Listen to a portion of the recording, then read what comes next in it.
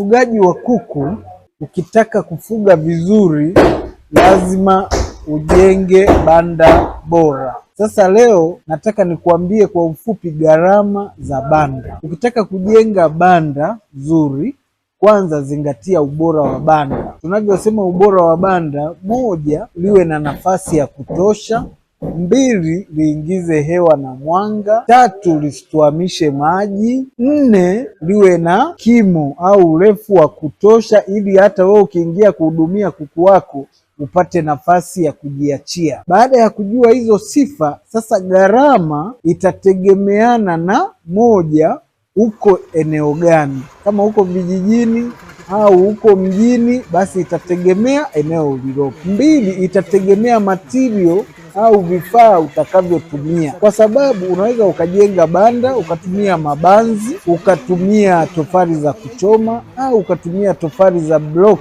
kulingana na bajeti ulionayo. Lakini hata kwenye kupaua, watu walioko vijijini wanaweza wakapaua hata kwa kutumia material zilizopo, ukatumia nyasi, wengine wakatumia bati, mwingine akanunua bati mpya au mwingine akanunua bati used, itategemea na bajeti ulionayo. Lakini sababu nyingine inayoleta gharama itategemea na mafundi unaotumia.